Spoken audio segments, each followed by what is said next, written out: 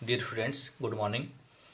आपने मेरे कल के लेक्चर नंबर 14 में सामूहिक परिमाप विचलन पढ़ा था। आज का जो हमारा लेक्चर है वो है संशोधित परिमाप विचलन अर्थात करेक्टेड स्टैंडर्ड डेविएशन। विद्यार्थियों, कई बार क्या होता है कि हम परिमाप विचलन की गणना कर लेते हैं, लेकिन हमसे कुछ ही जाने अनजाने में गलतियां हो जाती हैं। अर्थात हमें कोई संख्या गलत पढ़ ली हो या हमने कोई संख्या सूत्र में गलत लिख दी हो तो हमारा परिमाप विचलन गलत हो जाता है। तो इस प्रकार से अशुद्ध परिमाप विचलन को शुद्ध कैसे करें, संशोधित कैसे करें, ये हम आज के लेक्चर में पढ़ना चाहते हैं।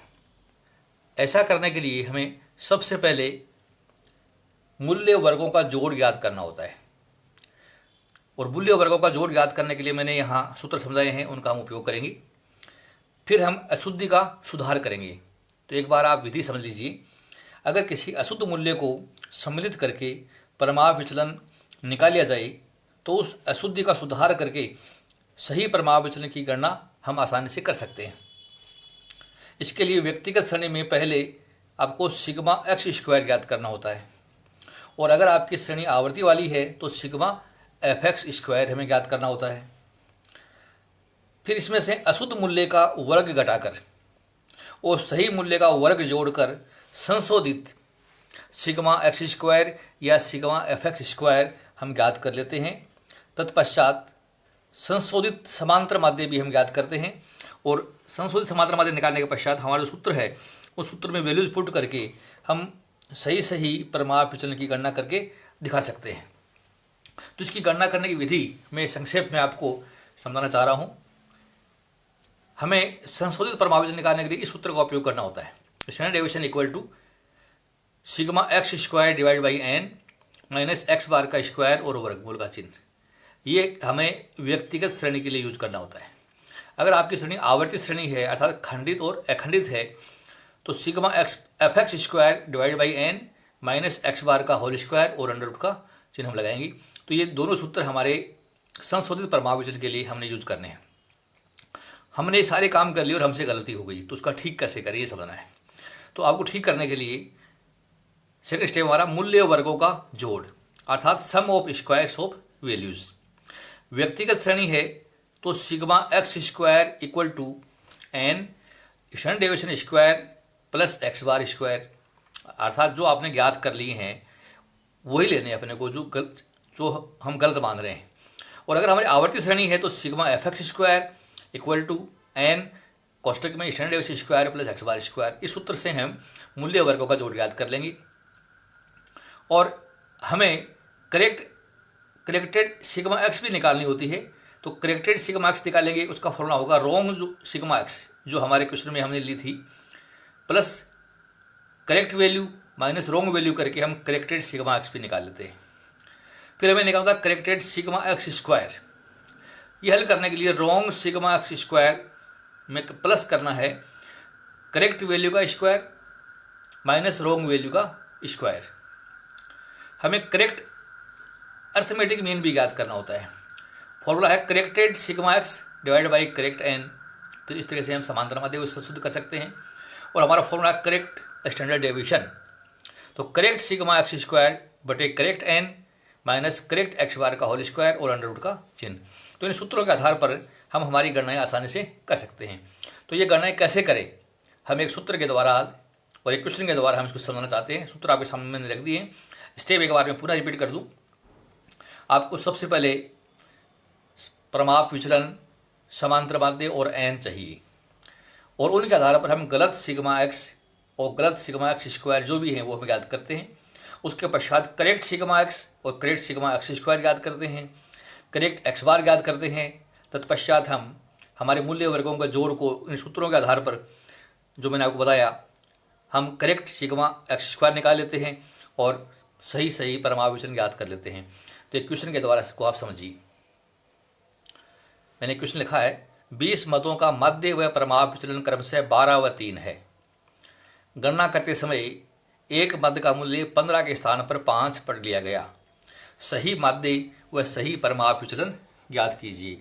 अर्थात mean and standard deviation of 20 items are found as 12 and 3, but while calculating an item was read as 5 instead of 15, find the correct mean and correct standard deviation. तो डियर स्टूडेंट्स, ये गणना कैसे करें ये हम आज के क्वेश्चन से समझना चाहते हैं। हमारे क्वेश्चन में हमें दे रखा है एन बराबर 20, एक्स बार बराबर दे रखा है 12 और स्टैंडर्ड डेविएशन दे रखा है 3। प्रश्न में हमें 3 सूचनाएं दे रखी थी। इन 3 सूचनाओं से आप सिग्मा एक्स निकाल सकते हैं। और सिग्मा एक्स निकालने के लिए विद्यार्थियों आपने पढ़ा है कि हमारा एक्स बार का फॉर्मूला होता है sigma x divide by n. तो सिग्मा एक्स इक्वल टू, इनको आप क्रॉस मल्टीप्लाई कर दीजिए, एक्स बार इंटू एन। तो एक्स बार हमारा है 12, एन हमारे क्वेश्चन में है 20, तो ये 240 हो गया। सिग्मा एक्स हमारा 240। और ये सिग्मा एक्स हमारी चूक गलत है तो हम करेक्ट सिग्मा एक्स निकालना चाहते हैं। तो हमारा फॉर्मूला मैंने आपको बताया था, वो मैं एक बार पुनः लिख रहा हूँ। करेक्ट सिग्मा एक्स का हमारा फॉर्मूला है wrong sigma x plus correct value minus wrong value. तो अभी जो हमने ज्ञात किया था वो sigma x 240, it is our wrong sigma x है 240 प्लस करेक्ट वैल्यू।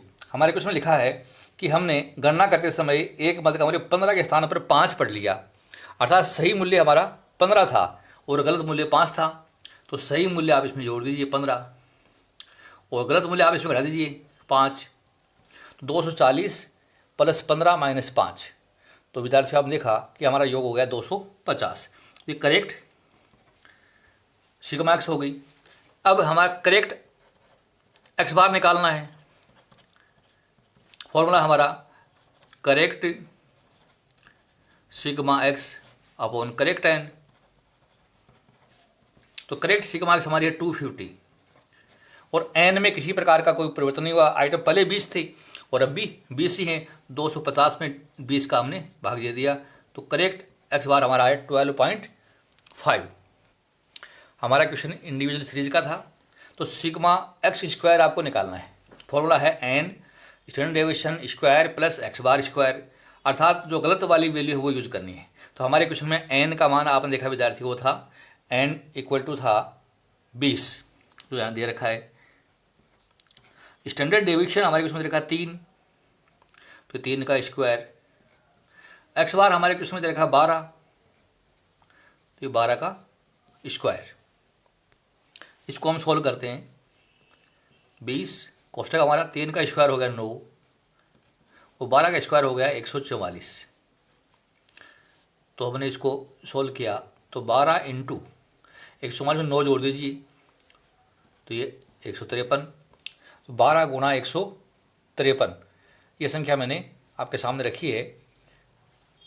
सॉरी 20 है।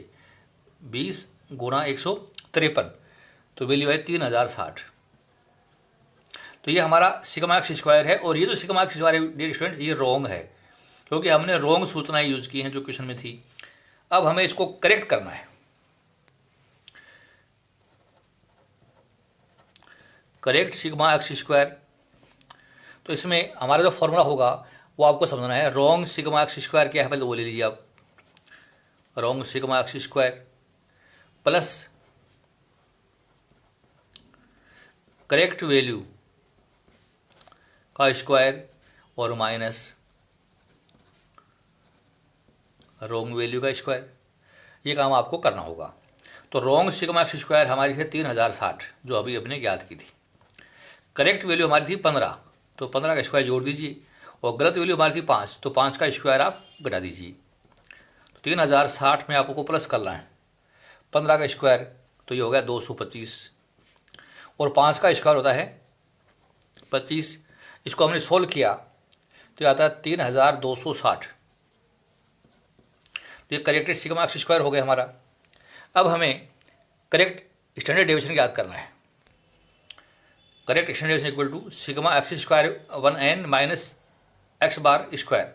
और आपको इस फॉर्मूले में जो भी वैल्यू अप्लाई करेंगे सब करेक्ट वैल्यू रखनी है, ये आपको विशेष रूप से ध्यान रखना है। तो करेक्ट वैल्यू हमने सिग्मा एक्स स्क्वायर याद किया वो 3260 है। 3260 करेक्ट ही एन यूज करना है। तो एन हमारे क्वेश्चन में था 20। आपको एक्स बार भी करेक्ट यूज करना है जो हमने याद किया था 12.5 और पूरे का ऊपर वर्गमूल का चिन्ह है। तो हमें ये सॉल्व करके दिखाना है, ये आपको सॉल्व करना है। तो 3260 में का भाग दे दीजिए 20 का, आया 163। माइनस का चिन्ह है 12.5 का स्क्वायर,